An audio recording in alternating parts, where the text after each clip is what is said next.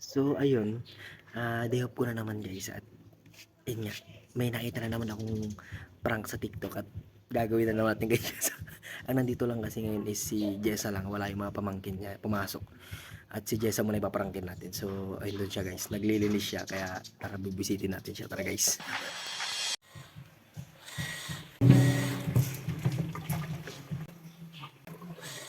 Dito si Jessa. Dito si Jessa.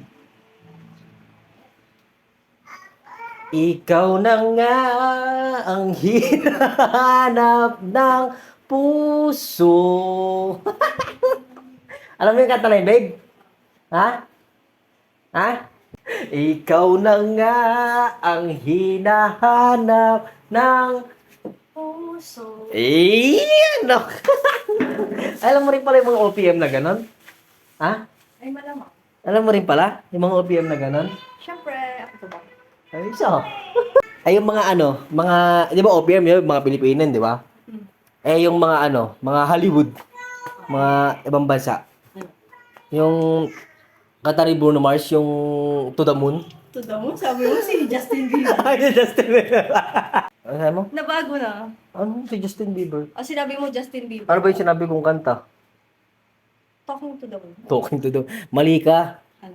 Sabi ko, ang kumanta ng Talking to the Moon si Bruno Mars. It will rain. Si Justin Bieber. Sino ba?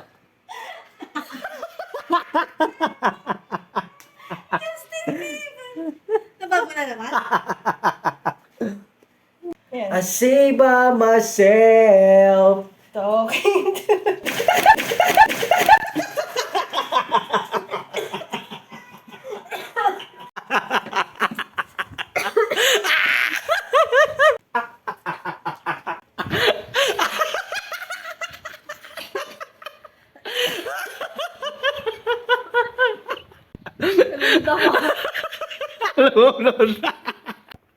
Nakita mo?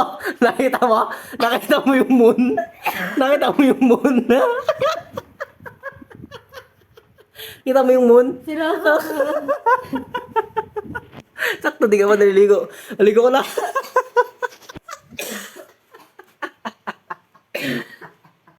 Hindi ako makarecover. Sa swimming. Ano ka mo? Hindi ako nalulunod sa swimming pool.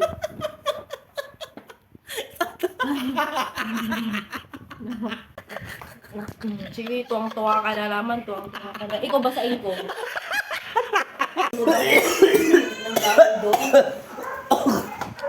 Ah! Hindi ako nalulunod. Nalulunod ako dahil doon.